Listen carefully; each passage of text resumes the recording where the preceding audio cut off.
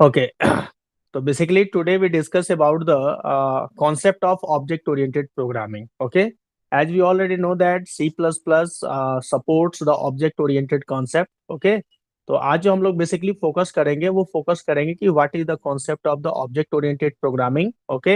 And C, इसके पहले आप ऑलरेडी सी पढ़ चुके हैं. ठीक है. तो C is a structured programming language. So we have also discussed what is the basic difference between structured programming and object-oriented programming. After that, we discuss about the different features of object-oriented programming like inheritance, polymorphism, encapsulation, abstraction, and data hiding. Okay. Now,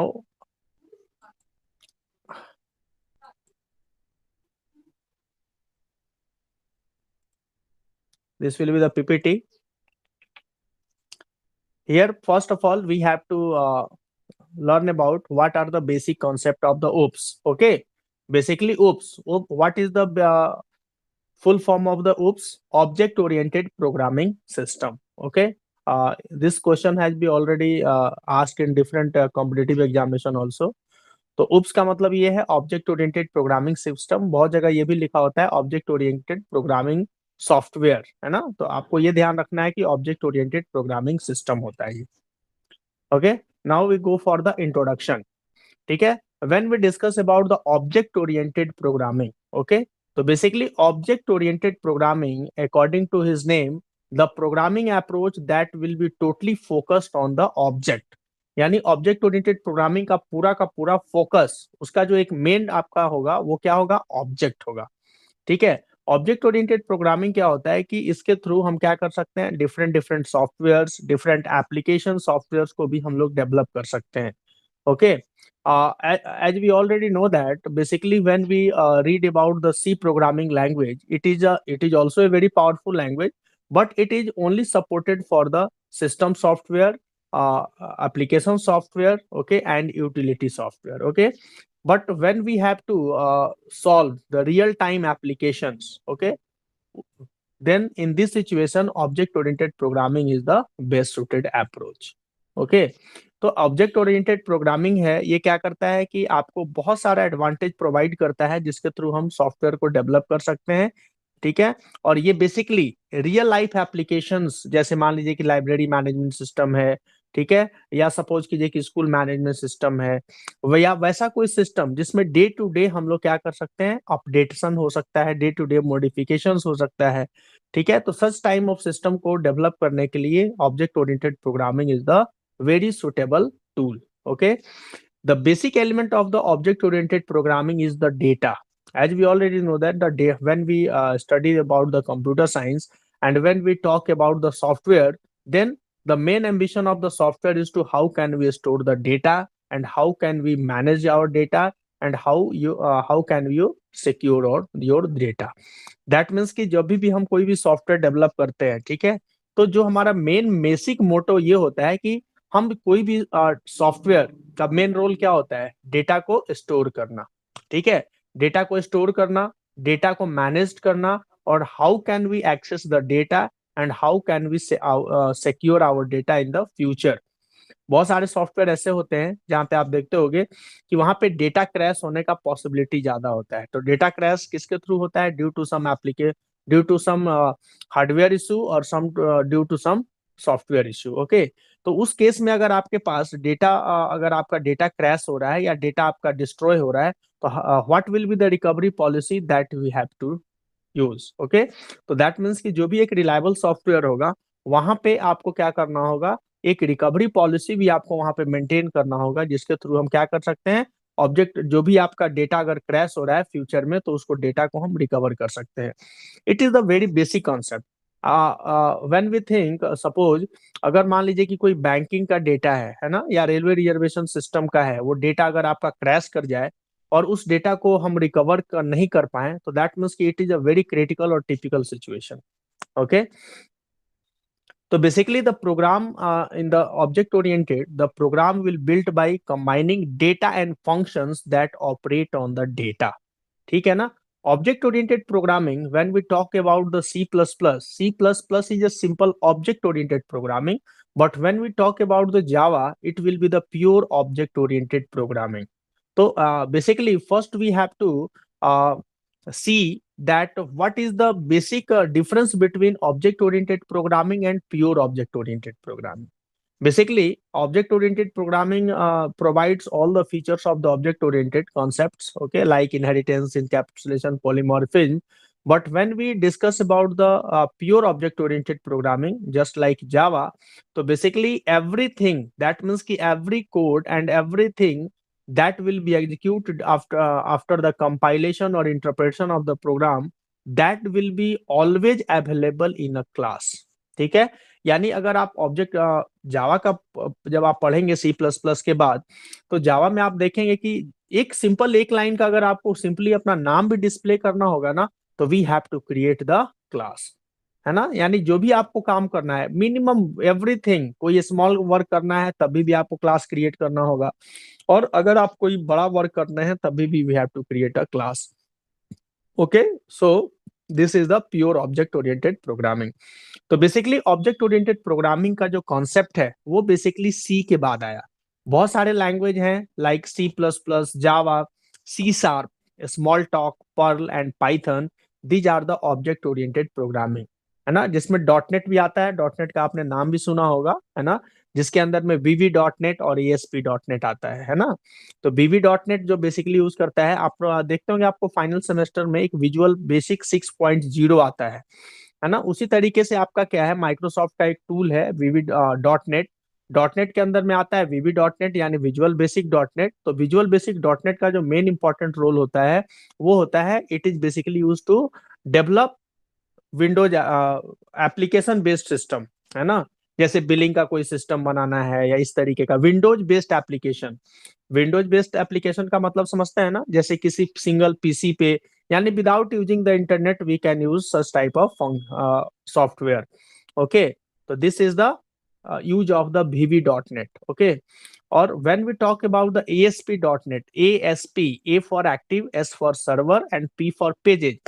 Active server pages will be basically used for to develop any web based application. Web based application आपको already समझ में आता है, जिसके लिए आपको क्या चाहिए, आपको एक ब्राउजर चाहिए। उस ब्राउजर के थ्रू हम क्या कर सकते हैं, वेबसाइट ओपन कर सकते हैं, ठीक है। यानी जितने भी वेब एप्लीकेशंस हैं वो हम लोग क्या बना सकते हैं, ASP.NET के थ्रू भी डेवलप कर सकते हैं।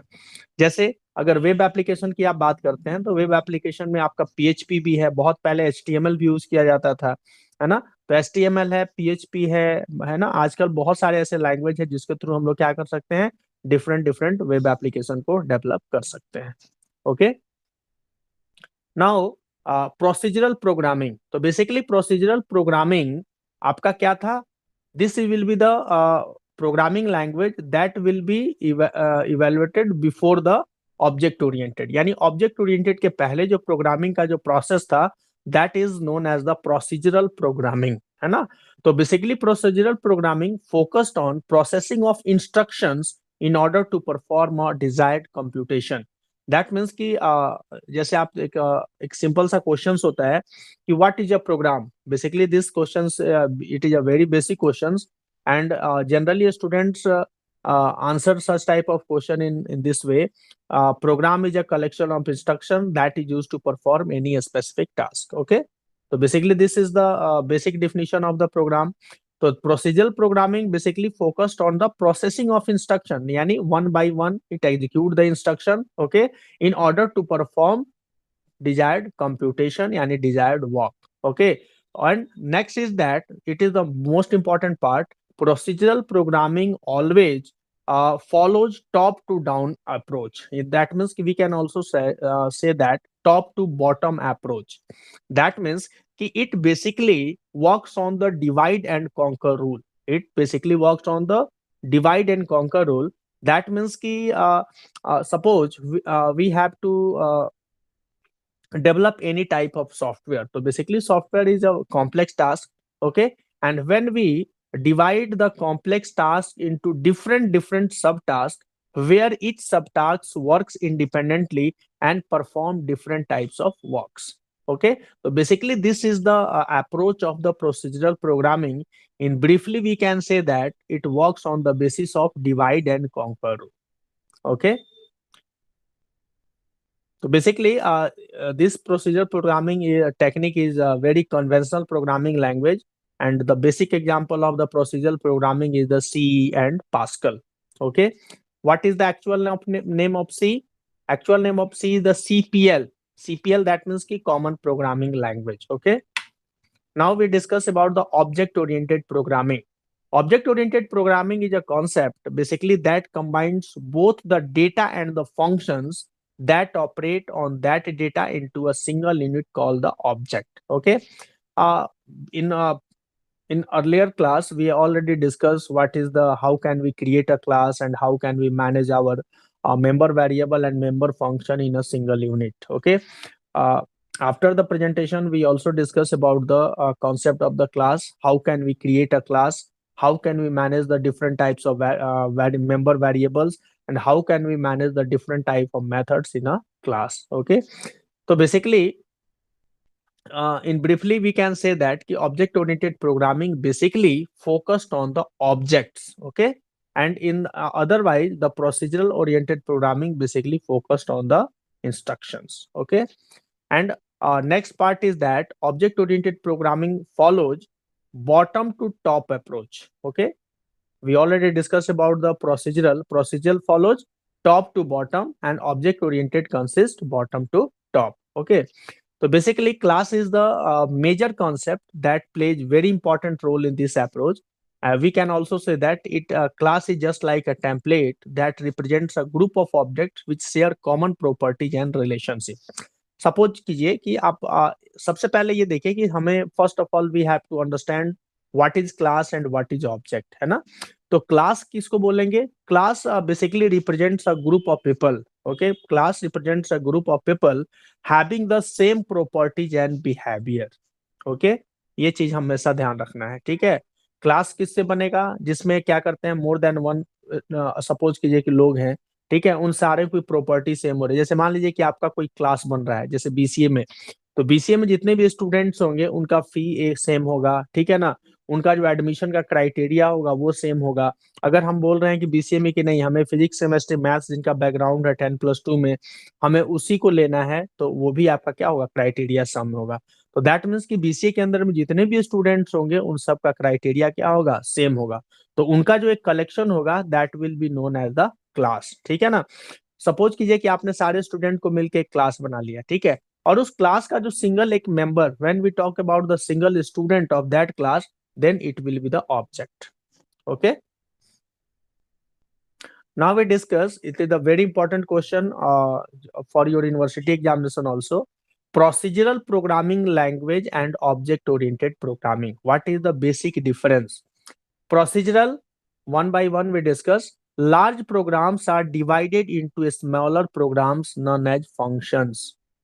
Okay, I have already discussed that procedural programming works on the basis of divide and conquer rule. That means कि it divides a complex task into different subtasks where each subtask works independently. Okay, इसी चीज को यहाँ पे ये लिखा हुआ है, large programs are divided into smaller programs known as functions. That means कि procedural programming basically focused on the functions. Okay, but in case of the object oriented programming, the programs are divided into the objects. Okay, next is the data is not hidden and can be accessed by external function. Okay, procedural programming में आपने use किया होगा structure, union. जब आपने structure बनाया होगा तो structure के अंदर में जितने भी डेटा होते हैं, ठीक है ना, उसको क्या होता है, उस पर कोई रिस्ट्रिक्शन होता है, कोई भी उसको एक्सेस कर सकता है. दैट मीन्स की all the data are publicly defined.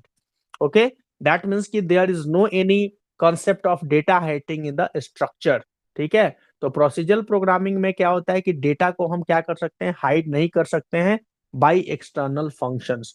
But in case of the object oriented programming, we can hide our data and it cannot be accessed by the external classes or functions. Okay, तो data को hide करने के लिए object oriented programmings के अंदर में हमारे पास एक टर्म्स यूज किया जाता है, एक्सेस स्पेसिफायर, है ना? There are 3 access specifier. One is the private, another is the public, and third is the protected. By using this specifier we can hide our data from the external functions और external classes, है ना। Third, way already हम discuss कर चुके हैं, procedural programming follows top to bottom approach, है ना। जैसे अभी आपने जैसे क्वेश्चन भी किया था आप लोगों ने कि प्रोटोटाइप, फंक्शन प्रोटोटाइप, तो वहां पे आपने देखा कि how can we use the top to bottom approach, है ना। तो प्रोसीजरल प्रोग्रामिंग में क्या होता है, top to bottom approach follow होता है, एंड ऑब्जेक्ट ओरिएंटेड के अंदर में क्या होता है, bottom to top approach follow होता है। ओके, नेक्स्ट, डेटा में communicate with each other through function. Simple सा कॉन्सेप्ट है, प्रोसीजरल प्रोग्रामिंग के अंदर में बेसिकली जो फोकस्ड होता है वो किस पे होता है, फंक्शंस पे होता है, ठीक है। तो यहाँ पे जो कम्युनिकेशन होगा वो किसके थ्रू होगा, एक दूसरे से कम्युनिकेशन किसके थ्रू करेगा, फंक्शन के थ्रू। अब ये बताइए कि how can one function can communicate with the another function, anybody, how can a function can communicate with the another function? Okay, basically, a function can communicate with another function by the calling or by the using the data. Suppose कीजिए कि एक function है हमारे पास सम, है ना। उस सम के अंदर में एक अदर अंदर उसके फंक्शन आपने बना दिया सब। तो जब सम के अंदर में जब सब फंक्शन आएगा, तो जैसे ही हमारे पास जो हमारा कंट्रोल है सब के पास आएगा, तो वो क्या करेगा, एक दूसरे फंक्शन को कॉल करेगा ना। तो ये this is the just like a communication, है ना। तो इस तरीके से एक फंक्शन दूसरे फंक्शन के थ्रू क्या कर सकता है, कम्युनिकेट कर सकता है, ठीक है। But in case of the object oriented programming, objects में communicate with each other through functions, ठीक है ना। यहाँ पे क्या कर सकता है, ऑब्जेक्ट क्या करता है, एक दूसरे से कम्युनिकेट, जिसको हम लोग बेसिकली बहुत सारे बुक्स में आप इस चीज को पढ़ते हैं, मैसेज पासिंग, है ना, मैसेज पासिंग। दैट मीन्स कि how can we communicate more than one object with each other. Okay, next is the last is the emphasize is on procedure rather than data. यहाँ पे क्या होता है कि procedure से ज्यादा हम किस पे फोकस करते हैं, डेटा पे। और यहाँ पे क्या है कि data rather than the procedure, ये थोड़ा सा डिफरेंस है ना। यहाँ पे प्रोसीजर रेदर देन डेटा, और here is the data rather than procedure. तो basically this is the basic difference between the procedural programming and object oriented programming. Procedural programming का एग्जांपल क्या हो गया, सी है, पास्कल है ना, कॉबोल है, इस तरीके के प्रोग्रामिंग है, प्रोसीजरल है। ऑब्जेक्ट ओरिएंटेड प्रोग्रामिंग के अंदर में आप क्या गया, सिमुला है, स्मॉल टॉक है, सी प्लस प्लस है, डॉट नेट है, जावा है ना, ये सब क्या हो गया आपका ऑब्जेक्ट ओरिएंटेड प्रोग्रामिंग है। एक बार फिर से एक बार रिपीट कर देते हैं, इसमें क्या करते हैं, लार्ज प्रोग्राम्स कॉम्प्लेक्स प्रोग्राम्स को डिवाइड करते हैं। दैट मीन्स की procedural programming works on the basis of divide and conquer rule, ठीक है। ऑब्जेक्ट ओरिएंटेड प्रोग्रामिंग को क्या होता है, प्रोग्राम्स को हम ऑब्जेक्ट्स में डिवाइड करते हैं। सेकंड, डेटा को प्रोसीजरल प्रोग्रामिंग के अंदर में हम डेटा को हाइड करने का हमारे पास कोई अप्रोच नहीं है। ऑब्जेक्ट ओरिएंटेड के अंदर में हम एक्सेस स्पेसिफायर के थ्रू हम क्या कर सकते हैं, we can hide our data, ठीक है। Next is the procedural programming follows the top to bottom approach, but in other side, object oriented programming follows the bottom to top approach. Okay, next, data may communicate with each other through functions in case of the procedural programming, but in case of the object oriented programming, the objects may communicate with each other through functions. Okay, so basically these are the basic differences between the procedural and object oriented programming. Okay, now we discuss about the basic concept of OOPs. Basically, these are the terms where we can use the different types of object-oriented characteristic. This is the most important question that will be already asked in the different types of external examination or university examination or your interview also. Okay. So basic in concept of OOPs, the following are the major characteristics. First is the object. Second is the class.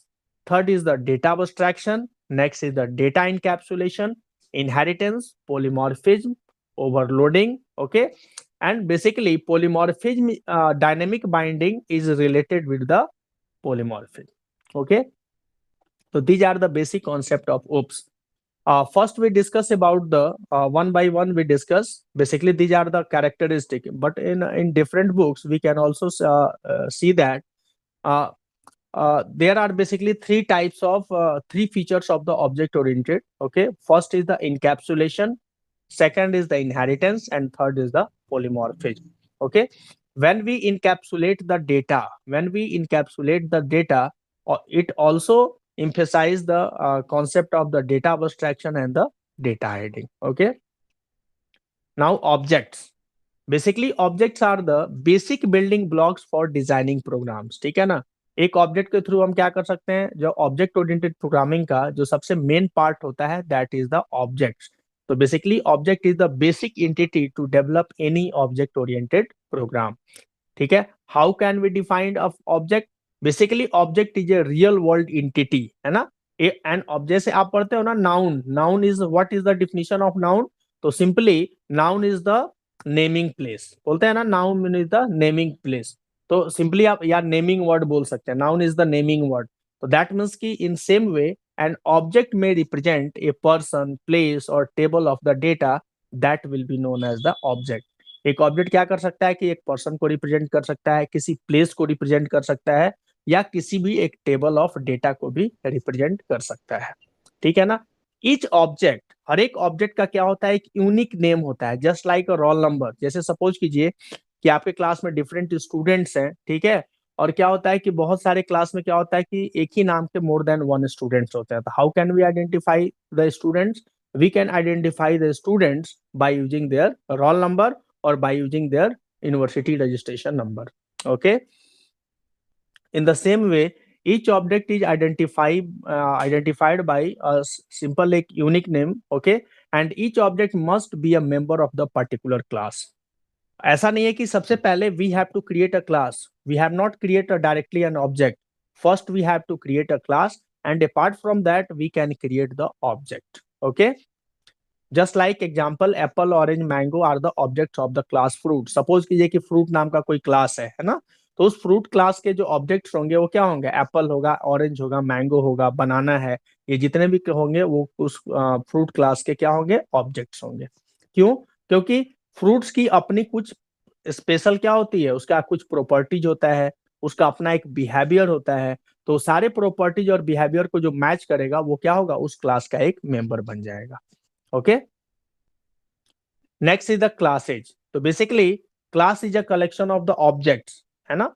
We can say that कि एक class के अंदर में how can objects will be in a single class, एक class के अंदर में कितने ऑब्जेक्ट्स हो सकते हैं, तो इसका आप आंसर बोल सकते हैं इनफाइनाइट, है ना।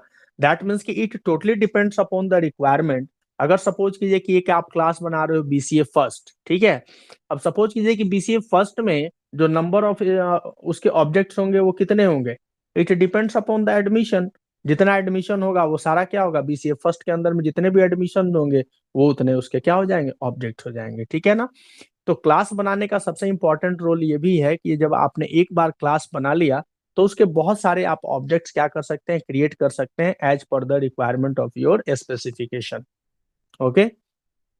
जब भी हम लोग क्लास बनाते हैं, ठीक है ना, अभी आप ये चीज समझ लीजिए, फिर अभी हम बताएंगे क्लास का क्या है। A class is a collection of objects that have identical properties, common behaviour and shared relationship, okay. Classes is, we can also say that class is just like user defined data type. जैसे आप पढ़ते हो structure, structure को हम बोलते थे ना user defined data type, why, because the structure can store different या बोल सकते हैं हेट्रोजीनियस डेटा टाइप, है ना। स्ट्रक्चर के अंदर में हम क्या कर सकते हैं, डिफरेंट डिफरेंट डेटा टाइप को कलेक्ट करके रख सकते हैं।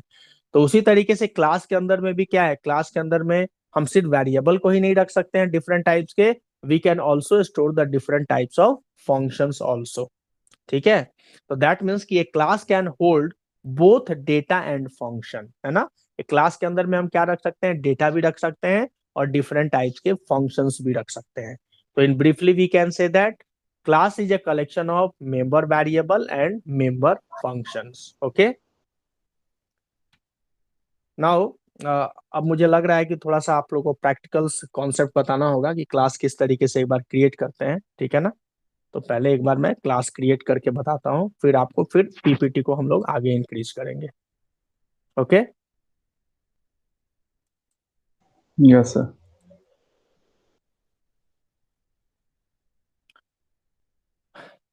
देखिए अभी जो मैं क्लास का बता रहा था आपको कि क्लास के अंदर में क्या क्या चीजें होती हैं, तो ये एक बार थोड़ा सा प्रैक्टिकल बता देंगे ना, तो थोड़ा सा क्लियर हो जाएगा आप लोगों को कि हाँ किस तरीके से बनाते हैं, कैसे काम करते हैं उसमें, ठीक है। तो इसलिए मैंने उसको अभी हटा दिया है, फिर वहां से पीपीटी हम लोग आगे स्टार्ट करेंगे, ठीक है। सबसे पहले आपको ये पता है यहाँ पे क्या करेंगे, आयोस्ट्रीम यूज करेंगे, ठीक है ना, आयोस्ट्रीम डॉट एच। देखिए सबसे पहले हमें एक क्लास बनाना होता है, ठीक है। मेन या सी और सी प्लस प्लस दोनों के अंदर में जो मेन फंक्शन होगा, प्रोग्राम का एग्जीक्यूशन जो होगा वो मेन फंक्शन से स्टार्ट होगा। लेकिन जब हम सी प्लस प्लस में ऑब्जेक्ट ओरिएंटेड का कॉन्सेप्ट यूज करेंगे तो first we have to create a class. Okay, तो how can we create a class? Suppose this is the class. Okay, class is a keyword. Class का नाम मान लीजिए कि हमने यहाँ पे लिख दिया student. Okay, this is the name of the class. Okay, तो सबसे पहले this is the class is a keyword and after that we have to give the name of the class. Class का जो नाम होगा क्या कैसा होना चाहिए? It should be a valid identifier. That means के it should not match with any predefined functions on any predefined keyword. Okay, यहाँ पे लिख देते हैं it should be a valid identifier. पता होगा आपको कि नेमिंग कन्वेंशन में 5 रूल्स होते हैं, वो 5 रूल्स को इसको क्या करना होगा, सेटिस्फाई करना होगा, ठीक है। फिर क्लास स्टूडेंट के बाद आपको क्या करना है, first we have to declare the what will be the variables that will be used in the class. जैसे beginning of the program C में लिखते थे, उसी तरीके से आपको पहले एक माइंड में रखना होगा कि which type of variables, which type of the data type, which type of functions that will be used in the class student. तो सपोज कीजिए कि यहाँ पे मैं लिख रहा हूँ इंट रोल, है ना, और एक सपोज के लिए लिख दिया फी। ओके, दैट मीन्स कि हमें एक रोल नंबर लेना है और एक दूसरा क्या लेना है, फी लेना है, ठीक है। सपोज कीजिए कि जो फी है उसको मैंने क्या किया, उसको फ्लोट में ले रहे हैं। Okay, this will be the, यहाँ पे लिख देते हैं फ्लोट फी। ओके, तो this is the member variable. Okay, member variable के बाद सपोज कीजिए कि हमें स्टूडेंट का क्या करना है, इंफॉर्मेशन को डिस्प्ले करना है। We have to display the information that will be related to the student. तो स्टूडेंट से रिलेटेड इंफॉर्मेशन हमारे पास क्या क्या चीजें हैं अभी, एक है रोल और दूसरा है फी। ओके, तो यहाँ पे लिख देते हैं void गेट। सबसे पहले क्या करेंगे, डेटा लेना होगा ना उनसे, ठीक है। तो void गेट डेटा नाम का एक फंक्शन बना देते हैं और यहाँ पे this function will be declare as the public. मैंने आपसे बात की थी एक्सेस स्पेसिफायर की, तो यहाँ पे देखिए, यहाँ पे जो फंक्शंस है उसको हमने क्या डिफाइन किया है, पब्लिक। पब्लिक डिफाइन का मतलब ये है कि दैट मीन्स कि this functions, this member function will be used by object outside of the class. Class के बाहर भी हम क्या कर सकते हैं, इस फंक्शंस को यूज कर सकते हैं, ठीक है। लेकिन आपने यहाँ पे देखा होगा कि जो मेंबर वेरिएबल्स है इंट रोल फ्लोट फी, इसके आगे हमने कोई भी एक्सेस स्पेसिफायर यूज नहीं किया है, नहीं किया है ना। तो बाय डिफॉल्ट एक्सेस स्पेसिफायर जो होता है दैट विल बी प्राइवेट। तो यहाँ पे लिख देते हैं by default access specifier will be, क्या होगा, प्राइवेट। प्राइवेट का मतलब क्या है कि this variables will be used only within the class. There is no any scope of outside of the class. Okay, अगर आप चाहो कि रोल और फी को हम क्लास के बाहर यूज करें तो ये पॉसिबल नहीं है। क्यों? क्योंकि बाय डिफॉल्ट क्या है, अगर हमने कुछ नहीं दिया है तो by default it will be treated as a private, ठीक है। और प्राइवेट डेटा कहाँ पे यूज कर सकते हैं, with in a class use कर सकते हैं। ओके, सपोज कीजिए अब हम यहाँ पे डेटा एंट्री कर रहे हैं, सी आउट /n, यहाँ पे लिख दिया इंटर द रोल नंबर, है ना। जो स्टूडेंट है उसका एक बार डेटा हम इंसर्ट करा रहे हैं, ठीक है ना। उसके बाद यहाँ पे लिख देते हैं सिन, सपोज कीजिए रोल, ठीक है। अब हमें क्या इंटर कराना है, उसका इंफॉर्मेशन फी। तो C out /n enter the fee. Okay, this will be the fee. यहाँ पे सिन, यहाँ पे क्या कर देंगे, फी यानी फी। ओके, तो हमारा क्या हो गया, दिस इज द मेथड। इस मेथड जो फंक्शन है इसका बेसिकली ये रोल क्या है, इसका रोल ये है कि स्टूडेंट से रिलेटेड जो भी इंफॉर्मेशन है हमने उसको इनपुट करवा लिया, ठीक है। अब हमें क्या करना है, उस इंफॉर्मेशन को डिस्प्ले करना है। यहाँ पे लिख देते हैं void void show data, एक फंक्शन बना लिया show data, उसमें हम ये लिख रहे हैं cout /n my roll equal to क्या है roll, है ना। और उसके बाद फिर लिखते हैं cout /n फी कितना है, तो यहाँ पे लिख देते हैं FEE, okay. This will be the roll and another will be the fee. Clear, ये हो गया, कंप्लीट है, यहां तक समझ में आ रहा है सबको।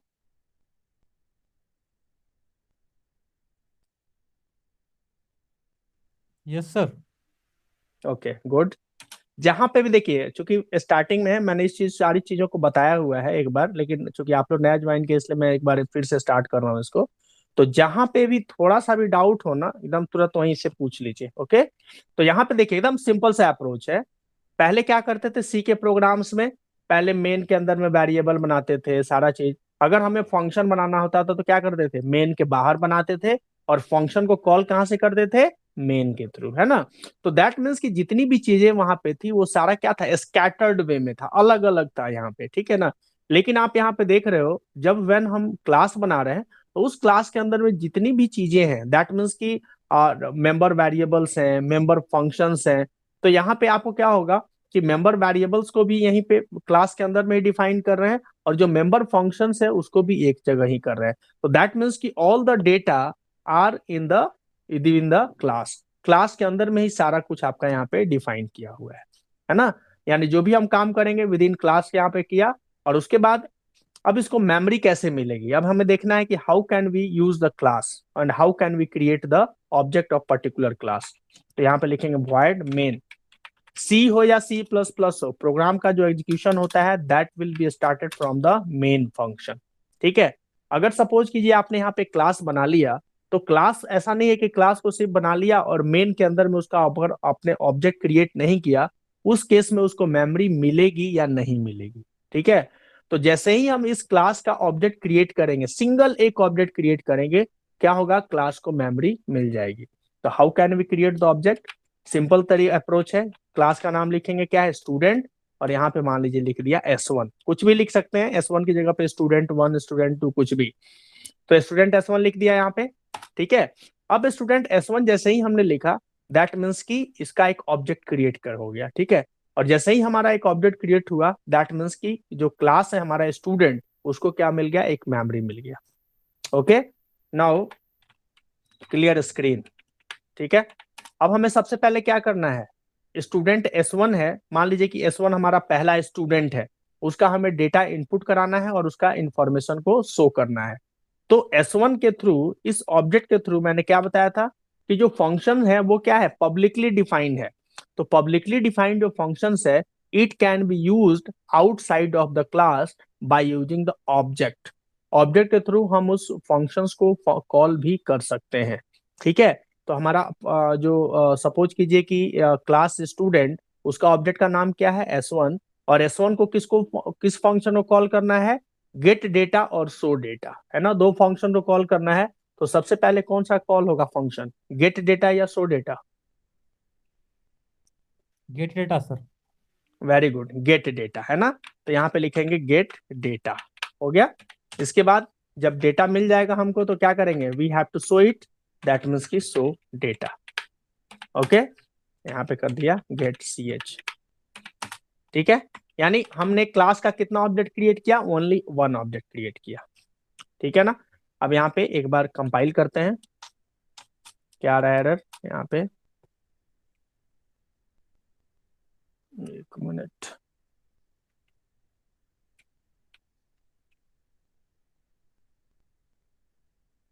कुछ मिसिंग है लग रहा है। हम्म, सर पब्लिक का स्पेलिंग गलत है।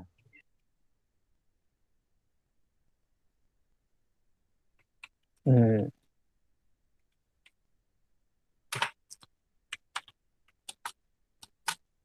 Clear screen should have a prototype. देखिए CLR इसका भी स्पेलिंग गलत है, सर हाँ SCR है ना। आप ये चीज देख रहे हो ना, देखो ये सारा चीज ध्यान देना, देख रहे हो ना, पब्लिक का एक जगह अगर गलत हो रहा है तो उसका इफेक्ट कितने जगह पड़ रहा है ना। देखिए 5 एरर आया था ना, देखिए यहाँ पे गलत हुआ। तो ये अगर पब्लिक नहीं, अगर ये पब्लिक ऊपर डिफाइन कर दिया है तो नीचे जितने भी फंक्शन हम बनाएंगे ना तो वो पब्लिक ही हो जाएगा बाय डिफॉल्ट, यहाँ पब्लिक लिखने की जरूरत नहीं है। तो 1 एरर, यहाँ पे 2 एरर, ठीक है। यहाँ पे फंक्शन को कॉल किया, यहाँ पे क्रिएट किया वो 3, यहाँ पे कॉल किया 4 और यहाँ पे कॉल किया 5, यानी 5 एरर को जनरेट किया किसने, उस सिंगल एरर ने। ओके, देखिए compile now, enter the roll number 101, enter the fee 4500, आ गया। Okay, yes sir. ठीक है। अब थोड़ा सा ये तो आपको लग रहा होगा कि ये काम, इस तरीके का काम तो हम लोग स्ट्रक्चर में भी करते थे, लेकिन स्ट्रक्चर और क्लास दोनों में डिफरेंस है। सी के स्ट्रक्चर में आप कभी आपने देखा होगा, कभी आपने फंक्शन नहीं बनाया होगा, कभी भी नहीं, नहीं बनाया ना। सी के नो का जो नो। स्ट्रक्चर होता है उसके अंदर में आप फंक्शन नहीं बनाते हैं, ठीक है ना। लेकिन यहाँ पे सी क्लास के अंदर में आप फंक्शंस इजीली बना सकते हैं। अब आपको ये चीज लग रहा होगा कि इसमें उतना कुछ, एक चीज जो स्पेशलिटी आपको लग रहा होगा कि यहाँ पे हमारा फंक्शंस भी एक जगह है और मेंबर वेरिएबल भी एक जगह है, ठीक है ना। लेकिन आपको ये लग रहा होगा, लेकिन ऑब्जेक्ट तो हम स्टूडेंट S1 एक बार क्रिएट कर दिया, फिर एक के लिए गेट डेटा, फिर एक के लिए शो डेटा, यानी अगर हमें 10 बनाना होगा तो S1 S2 S3 S4 S5 S10 तक जाएंगे और सबके लिए फंक्शन कॉल करेंगे और फिर उसको करेंगे। ये लग रहा होगा ना आप लोग को। तो इसके लिए हम क्या करते हैं, ऐसा नहीं है कि हम जो ऑब्जेक्ट है वो सिंपल एक ही ऑब्जेक्ट क्रिएट कर सकते हैं, we can also create array of objects. जैसे मान लीजिए कि हमें 5 स्टूडेंट्स है, तो हम क्या लिख देंगे, स्टूडेंट S5, ठीक है। इसका मतलब हमने क्या क्रिएट किया, स्टूडेंट S1 का मतलब है कि we can create only one object, और S5 का मतलब क्या है, दैट मीन्स कि we can also create an array of object. Everybody clear?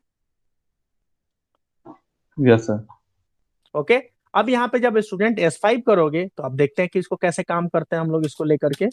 देखिए इंट, अब आपको पता है कि जैसे ही एरे आएगा 1 डायमेंशनल तो आपको लूप यूज करना पड़ेगा। तो देखिए यहाँ पे लूप कैसे यूज करते हैं, ये आपको बताया, आपको अब ये लग गया कि हाँ कितना पावरफुल टूल है ये।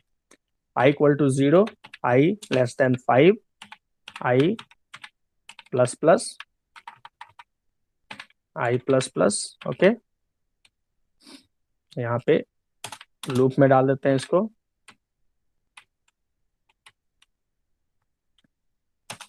S1 डॉट गेट डेटा, यहाँ पे क्या लिख देंगे, SI, SI सही है। ये तो समझ में आ रहा है SI क्यों लिखा हमने। Yes sir.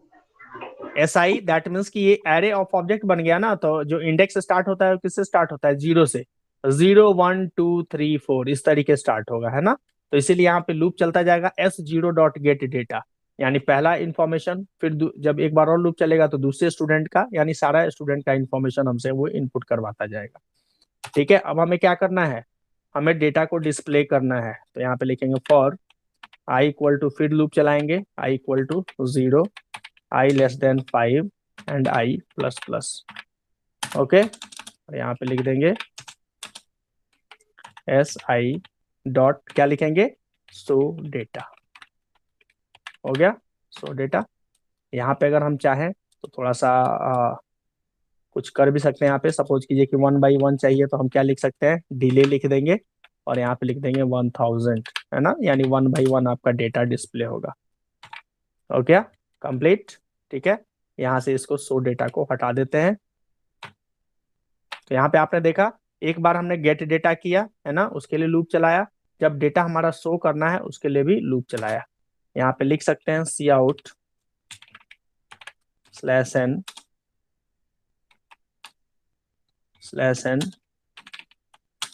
The data of students /n।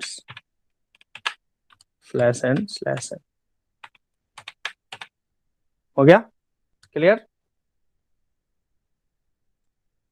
Now compile, delay, delay का बोल रहा है ना, delay should have a prototype. तो डिले का अगर आपको देखना है, अगर याद नहीं हो तो यहाँ से राइट क्लिक करेंगे, ठीक है, क्या दिख रहा है, डॉस डॉट एच। तो यहाँ पे DOS dot H header file को हम यहाँ पे ऐड कर देंगे, उससे हम क्या कर सकते हैं, डिले को यूज कर सकते हैं। तो hash include DOS dot H, now compile, okay, now run, enter the roll 101, fee 4500, enter the roll 102, ठीक है, यहाँ पे 7890, enter the roll 103, ठीक है, और यहाँ पे लिख दिया 9080, यहाँ पे 104, 1000, 105, फी हो गया 2500। ओके, देखिए आ गया। Yes sir. ओके, समझ में आ गया। तो ये चीज आपको लग रहा होगा कि ये थोड़ा फ्रूटफुल लग रहा होगा, है ना, कि इसमें ऑब्जेक्ट भी बना सकते हैं और मोर देन वन ऑब्जेक्ट भी क्रिएट कर सकते हैं, फंक्शंस। अब सपोज कीजिए, मान लीजिए कि हमें फंक्शंस में कहीं पे चेंज करना है ना, कुछ मॉडिफिकेशंस करना है। जैसे सपोज कीजिए आप डेवलपर हैं और आपने ऑब्जेक्ट ओरिएंटेड में इस तरीके का कुछ बना करके एप्लीकेशन दिया, और क्लाइंट ये बोल रहा है कि मुझे क्या करना है कि गेट डेटा जो है ना, जो हम डेटा इंफॉर्मेशन एंट्री कर रहे हैं, हमको यहाँ पे एक और फील्ड ऐड करना है। जैसे रोल नंबर है, फी है, हम चाहते क्या है कि हमारा रजिस्ट्रेशन नंबर भी जो हमारे स्टूडेंट का है वो भी हमारा क्या होना चाहिए, इंफॉर्मेशन हमारे पास होना चाहिए। तो देन जैसे ही वो रिक्वायरमेंट बताएगा, आपके लिए बहुत इजी हो जाएगा। आप सिंपली क्लास में जाएंगे, क्लास के अंदर में जाकर के उस मॉड्यूल के अंदर में जाएंगे कि जिसके थ्रू आप डेटा को एंट्री करा रहे हैं, वहां पे जाकर के कोड में जो भी मॉडिफिकेशन होगा वो करके और सीधे प्रोग्राम को कंपाइल करके और देन आप उसको अब दे देंगे, होगा ना। तो दैट मीन्स कि ऑब्जेक्ट ओरिएंटेड प्रोग्रामिंग का जो सबसे इंपॉर्टेंट पार्ट ये है कि यहाँ पे क्या होता है कि पूरे क्लास के अंदर में ही सारा चीज आपका रहता है, ठीक है। और जैसे भी यहाँ पे क्लास ऑब्जेक्ट क्लास के अंदर में ये सबसे बड़ा बेनिफिट है कि मॉडिफिकेशंस अपडेशन जो भी होना चाहिए वो आपका इजीली यहाँ पे हो सकता है। Okay, yes sir. समझ में आ गया यहाँ तक। अब sir anybody have any doubt in how can we create the class and what is the how can we use the class and how can we create the object? Anybody? Sir array को लेके question है sir. हाँ बोलिए, array में क्या है problem, बताइए। Sir जैसे ये एन डिक्लेयर यहाँ पे 5 की जगह सर एन डिक्लेयर करते हैं, तो बिना एन का यूजर से इनपुट कराए हुए वो ऑटोमेटिकली अरे को डिस्प्ले नहीं कर सकता। मतलब आप ये चाहते हैं ना कि जो 5 है वो यूजर दे, नो सर, यही कह रहे हैं 5 ना। यूजर नहीं दे, सिर्फ हाँ। डेटा यूजर दे। जैसे सर ये इनपुट जो माई रोल ऑफ फी हो रहा है वो सिर्फ यूजर दे, बाकी वो कंप्यूटर हम्म। ऑटोमेटिकली जनरेट करे कि इतना का ये एरे है। नहीं नहीं, तो ये ऑटोमेटिकली कैसे जनरेट होगा? आपको देखिए ऐसा है ना, वो तो फिर आप वो जो आप आपका जो कॉन्सेप्ट है ना, वो थोड़ा सा आप एआई बेस्ड पे जा रहे हैं। देखिए बेसिकली सपोज कीजिए कि हम कोई भी एप्लीकेशन बना रहे हैं, ठीक है, तो सबसे अच्छा ये चीज होगा जो मैं अकॉर्डिंग मी, कि अगर सपोज कीजिए कि हमने एक एक सपोज कीजिए कि एक स्टूडेंट इंफॉर्मेशन सिस्टम है, ओके। हमने एक स्टूडेंट इंफॉर्मेशन सिस्टम डेवलप किया जिसके अंदर में हम डेटा को इनपुट करा रहे हैं, ठीक है ना, और डेटा को क्या करा रहे हैं, शो करवा रहे हैं, ठीक है। तो जो ऑर्गेनाइजेशन सपोज कीजिए कि उसको यूज करेगा, तो उसके पास ये ऑप्शन होना चाहिए कि टोटल नंबर ऑफ स्टूडेंट्स। तो टोटल नंबर ऑफ स्टूडेंट अगर मान लीजिए कि डालता है 10, तो हमारा जो एरे है वो कितने का क्रिएट हो जाना चाहिए, 10 का क्रिएट होना चाहिए। समझ में आ रही है बात मेरी? Yes sir. But sir okay. अगर मेरे पास 80 स्टूडेंट है, 80 स्टूडेंट का डाटा है, तो सर फिर 2 स्टूडेंट का तो खाली चल जाएगा, तो ये सर ड्रॉबैक हो जाएगा। नहीं नहीं नहीं नहीं, हाँ वो तो देखिए वो तो ड्रॉबैक है, वो चीज हम समझ रहे हैं। लेकिन इसीलिए तो पूछ रहे हैं ना कि आप पहले यूजर से ही मांग लीजिए ना। यूजर से अगर आप मांग रहे हैं, सपोज कीजिए कि यूजर को पता है ना कि हमारे पास 8 स्टूडेंट है, तो जैसे ही एन का वैल्यू 8 डालेगा तो हमारा जो एरे है वो कितने का बन जाएगा, 8 का। 8 ऑब्जेक्ट क्रिएट करेगा। अगर वो 5 देगा तो 5 को कर देगा, वो 6 अगर दे रहा है तो 6 का बन जाएगा, ठीक है। तो ये ज्यादा बेस्ट सूटेड है। दैट मीन्स कि इसको पूरा का पूरा कस्टमाइज कर दीजिए। कस्टमाइज का मतलब क्या है कि ऑब्जेक्ट कितना क्रिएट करना है, it totally depends upon the user, ठीक है ना। क्या उसमें डेटा डालना है वो भी उसका यूजर पे डिपेंड करेगा, ठीक है ना। तो ये सबसे बेस्ट आइडिया ये होगा कि अगर आप यूजर से ही अगर टोटल नंबर ऑफ स्टूडेंट्स का इंफॉर्मेशन ले लें तो it is the best suited solution for it. Okay, yes sir. Any question? Everybody comfortable in the class? Yes sir. Aniket, समझ में आ गया आपको सारा कुछ इसमें? Yes sir. Yes sir. Okay, very good, very good, very good. तो यहाँ पे देखिए, बेसिकली ऐसा नहीं है आपको, बस मैं बार बार बिगिनिंग से भी हम आपको स्टार्ट से बोल रहे हैं कि देखिए C++ के अंदर में बेसिकली जो कॉन्सेप्ट है ना, ये आप क्लास और क्लास किस तरीके से बना रहे हैं, ठीक है ना, उसको कैसे हम हैंडल कर रहे हैं, बस इस चीज को थोड़ा सा आप समझ लीजिए, ठीक है ना। इसके बाद बाकी कोई प्रॉब्लम नहीं है, बाकी ऑब्जेक्ट ओरिएंटेड का जितना भी कॉन्सेप्ट है, जैसे कंस्ट्रक्टर आएगा, ठीक है ना, ये सारा कॉन्सेप्ट आपको बहुत इंजॉय करेंगे, बहुत ही अच्छा लगेगा आपको वहां पे पढ़ने के बाद, ठीक है। तो यहाँ तक क्लियर हो गया। तो इसलिए मैंने वहाँ पीपीटी स्टॉप किया था कि वहां पे बार बार आ रहा था class is a collection of member variable, member methods, इस तरीके का। तो वो थ्योरेटिकली बार बार वो चीज सुन करके आपके माइंड में ये लग रहा होगा कि ये है क्या भाई, मेंबर वेरिएबल कैसे डालेंगे, मेंबर मेथड कैसे डालेंगे। तो इसीलिए मैंने इस प्रैक्टिकल को यहाँ पे ला दिया, ठीक है। अब again we go for the PPT.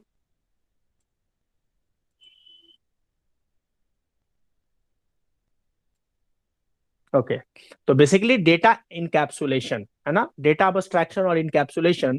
तो आपने यहाँ पे देखा प्रैक्टिकल के कॉन्सेप्ट में भी कि मैंने जब आपको सबसे पहले जब क्लास बनाया है ना, तो क्लास के अंदर में क्या डाला, फंक्शंस भी डाल दिया, वेरिएबल भी डाल दिया, सारा कुछ डाल दिया। तो डेटा इनकैप्सुलेशन का मतलब ये होता है the wrapping of data and function into a single unit that is class. This approach is known as the data encapsulation. समझ में आया? जैसे मान लीजिए कि क्लास क्या है, class is just like a container. Class एक कंटेनर है जिसके के अंदर में हम लोग मेंबर वेरिएबल और मेंबर फंक्शंस को स्टोर करके रख रहे हैं। समझ में आ गया ना। यहाँ पे आप देख रहे हो कि नीचे एक पिक्चर आपको ड्रॉ किया हुआ है जस्ट लाइक अ कैप्सूल, है ना, कैप्सूल जैसा दिख रहा है ना। तो कैप्सूल के अंदर में क्या रहता है, जितने भी केमिकल्स होते हैं वो सारे को बाइंड करके रखता है। लेकिन जैसे ही कैप्सूल हटा दीजिएगा सारा डेटा उसमें से इधर उधर हो जाएगा, है ना। तो क्लास का भी काम यही होता है, class is just like a container. In other words, we can also say that class is just like an unit, है ना, that encapsulate the member function and member variables in a single unit. Okay? तो अगर data आपका encapsulate नहीं होगा तब तक हम क्या कर सकते हैं, डेटा को हाइड नहीं कर सकते हैं। समझ में आ रहा है ना। जैसे मान लीजिए कोई बॉक्स है, उस बॉक्स में अगर आप कोई चीज आप रख रहे हैं तभी तो आप उसको हाइड कर सकते हैं ना। अगर मान लीजिए कि आपने कोई क्लास में भी नहीं रखा और इधर इधर कहीं रखा हुआ है तो उस चीज को आप हाइड नहीं कर सकते हैं, ठीक है। नेक्स्ट इसका जो एक पार्ट है अबस्ट्रैक्शन। अबस्ट्रैक्शन मीन्स व्हाट? अबस्ट्रैक्शन मीन्स ये होता है, जैसे सपोज कीजिए कि सबसे इंपॉर्टेंट जो एग्जांपल होगा इसमें जो आपको समझ में भी आएगा, मोबाइल। एंड्रॉयड मोबाइल है तो एंड्रॉयड मोबाइल के अंदर में दो चीजें होती हैं, एक तो एक्सटर्नल फीचर्स होते हैं और एक इंटरनल मैकेनिज्म होता है। इंटरनल मैकेनिज्म का मतलब क्या है, उसका चिप है, सिम है या हार्डवेयर रिलेटेड। तो सपोज कीजिए कि जो भी एंड्रॉयड मोबाइल है अगर हम लोग उसको यूज करते हैं तो it is we already aware about the external, external जो उसका फीचर्स है हम उसको सबको इजीली हम हैंडल कर सकते हैं। लेकिन अगर सपोज कीजिए कुछ उसमें प्रॉब्लम होता है, ठीक है, तो आप क्या करते हैं, उसको सर्विस सेंटर में दे देते हैं। तो दैट मीन्स कि we already aware about the external functionality of any system but does not know about the internal mechanism of any system. Okay, this approach is known as the data abstractions। यानी data abstraction के अंदर में हम किस पे focus करते हैं, we only focus on the important features of any system. Okay, slides में भी जो एक डिफिनीशंस दिया हुआ है ये भी आप इसको रीड आउट कर सकते हैं। Data abstraction refers to the process of representing essential features without including background details or explanation. Okay, so basically this is the feature of the data abstraction and encapsulation. Inheritance. Okay, inheritance is the most important part of the object oriented programming। ठीक है ना। Inheritance, inheritance word जो है ये basically आप देखते होंगे medical practitioner है वो ज्यादा यूज करते हैं। जैसे किसी को बीपी का प्रॉब्लम है तो जैसे ही उसको प्रॉब्लम होगा डॉक्टर के पास जाएगा तो डॉक्टर पता है बोलता है कि ये आपके पहले किसी फैमिली में किसी को था क्या, आपके पेरेंट को या ग्रैंडफादर को, इस तरीके से। तो अगर वो बोलते हैं कि हाँ है तो बोल रहे कि नहीं बीपी तो आपका हेरिडेटरी है। हेरिडेटरी का मतलब क्या होता है that will be transfer from generation to generation. एक जनरेशन को है तो उसको दूसरा जनरेशन जो आएगा वो भी एक टाइम बिंग के बाद उसको भी वो प्रॉब्लम क्रिएट होगा। ठीक है। तो इनहेरिटेंस क्या होता है बेसिकली, जब भी हम when we talk about the inheritance, that means कि we are talking about more than one classes. ठीक है। इनहेरिटेंस का मतलब क्या होता है, मोर देन वन क्लास के बारे में हम डिस्कस कर रहे हैं। सपोज कीजिए कि हमारे पास कोई क्लास ए है ना, और एक दूसरा क्लास है बी। क्लास ए के अंदर में भी सो एक फंक्शन है और बी चाहता है कि क्लास ए के फंक्शंस को यूज करना। ओके, समझ रहे हैं? दैट मीन्स कि एनी अदर क्लास और any external class wants to access the features of the another class. यानी एक क्लास किसी दूसरे क्लास के फीचर्स को अगर यूज करना चाह रहा है तो it can be possible by using the inheritance. Okay, यानी inheritance is the mechanism in which one class can access the features of the another class. ठीक है ना। जैसे यहाँ पे आप एक पिक्चर आप देख रहे होगे, base class derived one and derived one लिखा हुआ है ना। तो यहाँ पे बेस जो लिखा हुआ है, जो ऊपर में जो क्लास है that will be the parent class, और डेराइव्ड वन और डेराइव्ड वन जो लिखा हुआ है that will be the child class. इसका मतलब ये है कि डेराइव्ड वन, और एक्चुअली वो गलती से डेराइव्ड वन लिखा हुआ है, डेराइव्ड टू होना चाहिए। तो डेराइव्ड वन और डेराइव्ड टू ये दोनों क्या है, चाइल्ड क्लास है, जो किसके प्रॉपर्टी को यूज कर रहे हैं, अपने बेस क्लास की प्रॉपर्टीज को यूज कर रहे हैं ना। यानी बेस क्लास के अंदर में जो भी फंक्शन होगा उसको क्या कर सकता है, डिराइव्ड क्लास क्या कर सकता है, उसको यूज कर सकता है bye using the inheritance. Okay, तो दैट मीन्स कि the derived class shares some of the properties of the base class, therefore a code from a base class can be reused by a derived class. That means कि अगर एक बार आपने कोई code अगर लिख दिया तो वो क्या कर सकता है, उस फंक्शंस को जितने भी क्लासेज होंगे अगर उनकी रिक्वायरमेंट हो कि उसको हमें यूज करना है तो they can easily access it. Okay, that means we can say that simple words, inheritance provides the concept of reusability. यानी कोड को हम बार बार क्या कर सकते हैं, रीयूज कर सकते हैं। ठीक है। और एक और कॉन्सेप्ट होता है write once and use many times. अगर एक बार आपने कोई फंक्शन बना दिया, ठीक है, तो उसको हम डिफरेंट डिफरेंट क्लासेज भी उसको क्या कर सकता है, यूज कर सकता है। ओके, तो basically inheritance is the most important feature. और इस इनहेरिटेंस के थ्रू हम क्या कर सकते हैं, जितने भी आपका एप्लीकेशंस होता है उस जो बेसिकली गेमिंग के कॉन्सेप्ट में आपको मैं इस थोड़ा सा एग्जांपल्स के थ्रू समझा सकता हूँ। जैसे मान लीजिए कि कोई गेम है, आप देखते हो ना, जैसे गेम क्या होता है, उसका वर्जन आता है। जैसे मान लो कि कोई क्रिकेट है 10.0 है, अगले साल आ जाएगा 11.0। तो क्या आपको लगता है वो क्रिकेट का गेम 10.0 और 11.0 दोनों में डिफरेंस क्या होता है, स्टेज बढ़ जाता है ना। मान लीजिए कि पहले क्या था, लेवल्स था 7, जब अगला एक्सटेंडेड वर्जन है उसमें लेवल हो गया कितना, 9। ओके, तो दैट मीन्स कि हम क्या करते हैं, गेम वही है लेकिन उसके अंदर में कुछ एडिशनल फीचर्स यूज कर देते हैं। इसका मतलब ये है कि पहले का जो गेम था उसका कोड क्या क्या होगा, कुछ कोड में मॉडिफिकेशंस करके हम क्या करते हैं, उसके लेटेस्ट वर्जन को क्या करते हैं, अपडेट कर देते हैं। ठीक है, या उसको मार्केट में भेज देते हैं। तो इसका मतलब ये है कि ऐसा नहीं है कि जो हमारा पहले वाला सॉफ्टवेयर है उसका कोड हमारे लिए अनयूजफुल है, ऐसा नहीं है। उसी कोड के अंदर में कुछ मॉडिफिकेशंस करके, कुछ अलग से फंक्शंस यूज करके, या जो एग्जिस्टिंग फंक्शंस है उसके कोड में चेंज करके हम क्या करते हैं, उसका लेटेस्ट वर्जन को लाते हैं। ओके, तो basically this is the importance of the inheritance. Everybody understand about the inheritance? Yes sir. Yes, sir. Okay, तो यस, तो आज हम लोग यहीं पे स्टार्ट फिनिश करते हैं। Now we conclude our session. Okay, any question from the your side? No sir. No. Okay, thank you.